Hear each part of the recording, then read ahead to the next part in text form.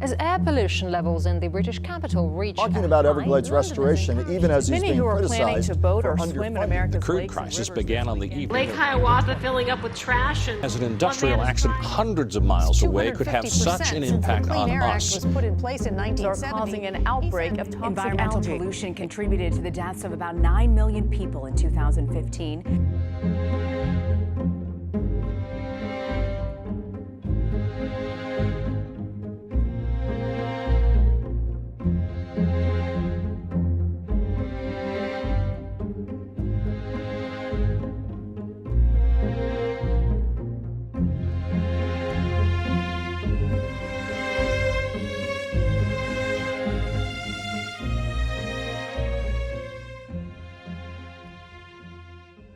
The biggest problem facing Lake Elberta and its wildlife right now is garbage. And you can't go to Lake Elberta and not see huge amounts of trash.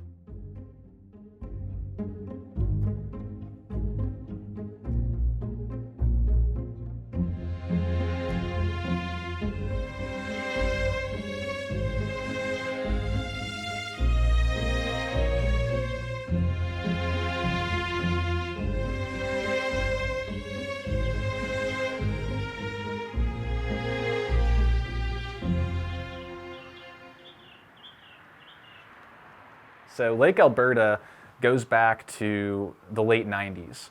And basically what was happening is the same thing that happens now. Lake Elberta used to be a big crate factory way back when. And everything to the north of it, basically where the stadium is, was wetland. So naturally, if you look at Tallahassee, you got a big hill. And water would drain down that hill, and it would basically flow into this wetland, where it would then be filtered out to streams and ultimately down to Munson Slough, ultimately down to the Gulf of Mexico. Instead, now there's concrete and pavement and all those impediments to water flow. And so what would happen is these floods would happen and water would just settle where it always had, but unfortunately now that's people's homes, parking lots, etc. It's a huge issue, lots of controversy, and FSU was just kind of tired of the problem. And so they pushed for this old crate factory to become a retention pond to store water. And all these projects in 1999 were bypassed, and believe it or not, Jeb Bush was like, no, that's a project that I want to support. There are various reasons as to why that was the case, but the long and short of it is that's what led to Lake Elberta Park existing. You look at it, you think it's been there forever, but it's 20 years old this year. And so the more I went there, I fell in love with it. And as I've been doing this project, I've really fallen in love with it because I've seen the larger context it sits within, not just for wildlife, but for the whole community. And it's a magical place. I know that sounds weird to say about a retention pond, but it really is a special place, a place I love a lot. I go out to Lake Elberta at least 3 times a week. I used to go about once a week, and I go more now because it's my baby. It's become my place in Tallahassee. And I go out there at night. I go out there early in the morning. I go out there during lunch breaks. I vary the times. I talk to people. I tell them about the project. Sometimes I just go and sit. I just love it. And it's neat to watch the change, especially now in spring. You can actually see wildlife responding to the things we've done.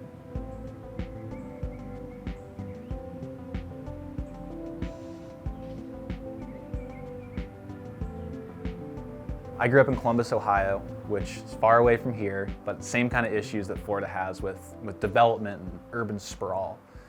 And I grew up in a suburb of Columbus and used to go four-wheeling and snake catching on this plot of land that was right across from the Ohio equivalent of Publix. It's called Kroger. And it was this huge natural area. I saw a coyote take down a deer one time. I saw foxes there, all kinds of birds and snakes. And then one day I went there and there's bulldozers in the middle of it. And everything was going away. I watched it slip away. What was put there? A Kroger and a strip mall, just like what was across the street. And then across the street ended up becoming abandoned and vacant. And I realized the waste and the lack of concern that certain people had for wildlife, and that is the moment where I decided that I wasn't going to let that fly without putting up a fight. And I was a young kid at that point, and I haven't I have put up the fight every time I can from that point forward. The Lake Elberta project is the first time I've written a grant and I've kind of spearheaded a project related to the environment, but I've participated in a number of projects: invasive plant removals, surveys for listed species. I've tried to make as many presentations and write as many articles as I can to promote the conservation of our resources here in Florida, which I consider a project. That's kind of my pet project, is get people to care about the nature that lives here, or that's found here. What's neat about Lake Elberta is it's fresh enough that there's still new improvements being made even this year. So it's still, I guess, a work in progress, which is kind of where our project fits in. The reason we chose Lake Elberta as the site for a project, our first big issue was to tackle the problem of invasive species. It was covered in mimosa, camphor, Japanese climbing fern, all these terrible invasive exotic species. So we removed those, and we almost removed all of them. And then the city of Tallahassee came in and kind of took care of the rest, which was awesome. We planted native wildflower seed and supplemented that with native plants. We put in a purple martin structure, and so we expect purple martins to move in, which are great predators of fire ants, believe it or not. So I guess in terms of species, we've seen a lot of benefits. Last week I was there getting my hands dirty, putting native plants in the ground. The efforts of Appalachia Audubon and the interns really have benefited Lake Elberta, and I believe the community around Lake Elberta. We have involved the community as much as possible, working with local nonprofits, local community center groups of underserved audiences to bring them to Lake Elberta, give them binoculars, make them see why this place is so special. And then we've just held general cleanup events and interpretive events where people can come out from the public and experience the best of Lake Elberta with the experts who know it best and kind of realize the magic of that place for themselves. That's what we've really been trying to do.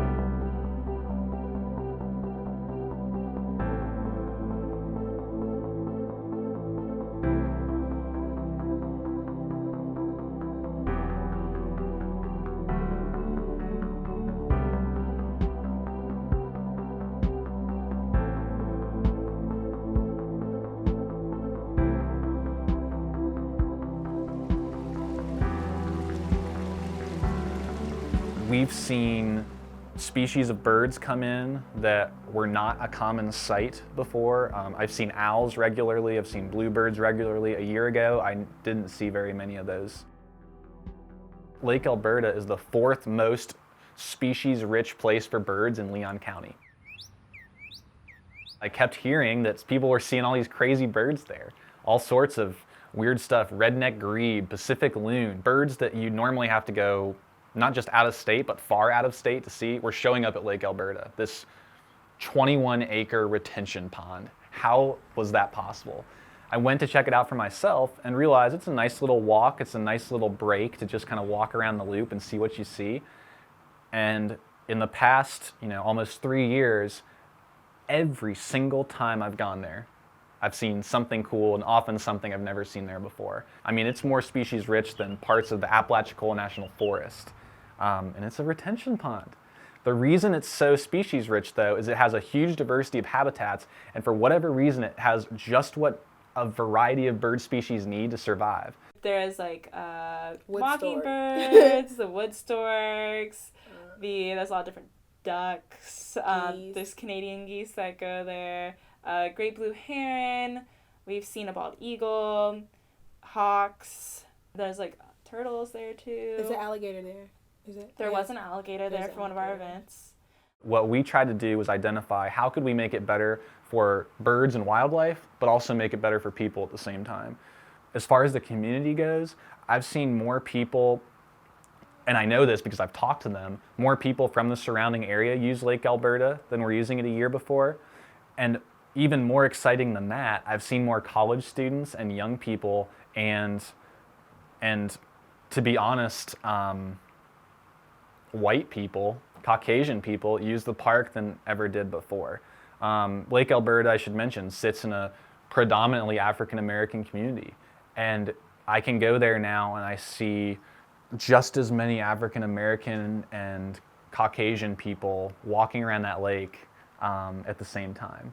There's not many places in Tallahassee where you get that kind of mix of diversity to that extent. And so that to me tells me that we're doing something right. We're making these people happy and these people happy and making it better for everybody. And I expected the wildlife, I didn't expect the community. And I think that's been really cool to see that the community's responded to this as well.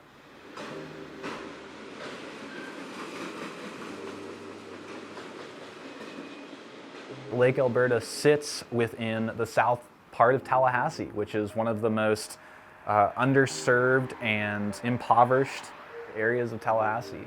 And I don't say that in a disparaging way at all. I say that as a label. The south side of Tallahassee has just kind of been the neglected part of Tallahassee for a really long time. And yet it has amazing people, amazing environments, amazing resources, and amazing potential. And so realizing that, I looked at this site as kind of the catalyst for change, for not just wildlife, but for the whole community.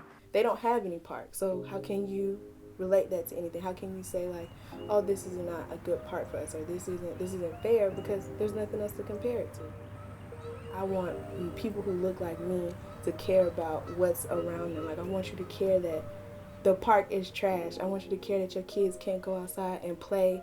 So like, if you want to take your kid to the park, it should be a nice, safe place where you feel comfortable and they feel comfortable. They don't feel, any kind of way about it. If you saw Lake Elberta a year ago and saw it now, you'd be shocked at the difference. It is unbelievable what can happen when you rally people around a single unifying cause, what they can accomplish.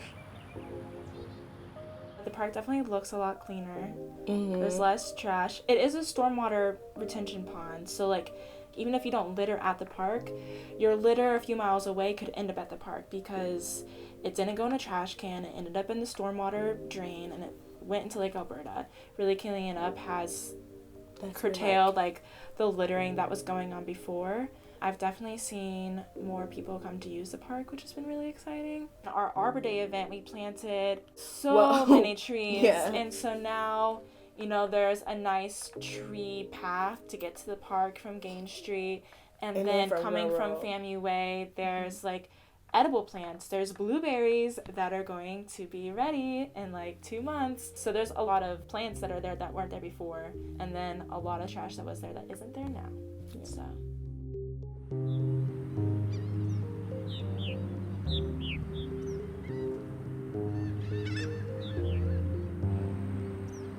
If we can stem the tide of garbage coming into that lake, we'd be doing a lot. And what that would allow us to do is focus our efforts on invasives or focus our efforts on plantings and really make more of a direct impact in a more efficient way at Lake Elberta if we didn't have the trash to deal with. So we've done a lot. We've helped a lot, especially on land to remove trash, but every single time it rains, FSU students throwing their plastic bottles in the garbage and throwing their trash on the ground, basically FSU and their system of water feeds Lake Elberta. So I'm not just randomly placing blame. Unfortunately, FSU students are really responsible for a lot of the trash that ends up at Lake Elberta.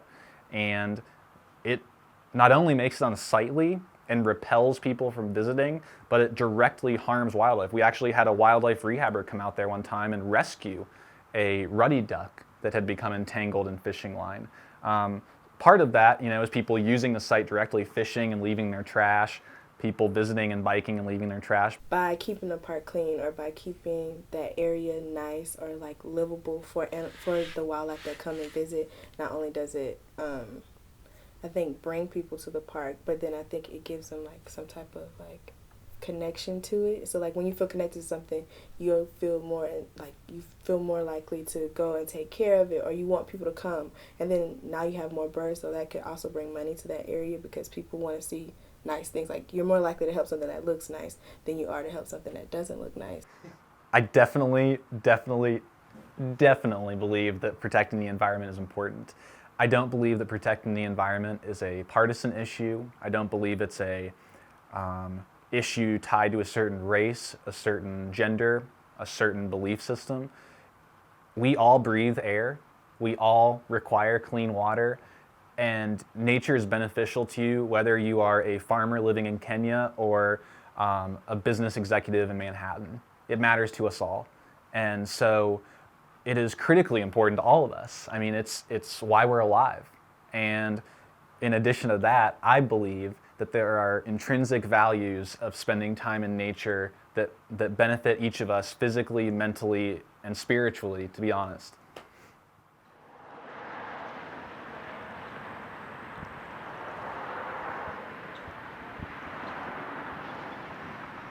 So today is a great event. It's the Leon County City Nature Challenge. And we're competing with like all over the world to identify as many species as we can with iNaturalists. Being able to see all these different species, it is such a hot spot for Tallahassee. I've been amazed at what will come by here just because there's this little spot of nature and water and plants and insects for the birds.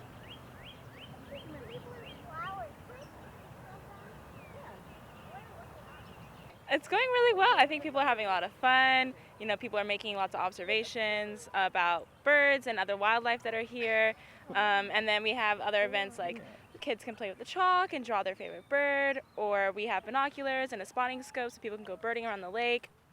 It's been a lot of fun. We're gonna keep having fun. So the weather's great out. So I'm really excited to see how many observations we get at the end of the day today. Here at Lake Elberta for Ecocitizen Day has gone pretty well. We've seen a lot of different families, and most importantly, a lot of different families who have never been here before visit the site, see the wildlife that lives here, see the plants that live here, and most importantly with that, see the connection between what we've done here as an Audubon chapter and as volunteers and the birds and other wildlife we're seeing. So it's kind of neat to see it all kind of come together. Check this out. Isn't that neat? Yeah. So I don't know. I'm not sure if this is natural or not. This is the floor. Yeah, that's all limestone, and this big thing broke away and made a cliff. And then now there's all these ferns growing right on the So cliff. if there wasn't a cliff, then we could walk across. Mm-hmm. And there's some palms down there. That's why I call it the jungle. See the palms down there? Look, look. Yeah, there's palms And what? and what? Look. Yeah, there's tons of rocks. Look at that cool thing over there. Wow. Isn't that neat? And then look at the little cave. Overall, I'm really happy with how everything's gone with Lake Elberta because we did the base work, the foundational work of putting plants in, putting structures in to allow birds to nest here and live here. And as a result, wildlife's coming here, and then that's attracting people. And honestly, as we've cleaned up the park, that's attracted people too, just to make this a more welcoming place. And so over time, we've seen more people and more wildlife. And so I think those two metrics alone indicate that we've been pretty successful. One of the things that I would encourage everyone to think about is, what can I do to make this planet better? We're facing crises upon crises, environmental, social.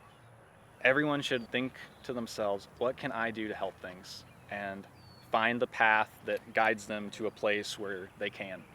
And if everyone did that, the world would be a better place. And I would encourage everyone to think about that.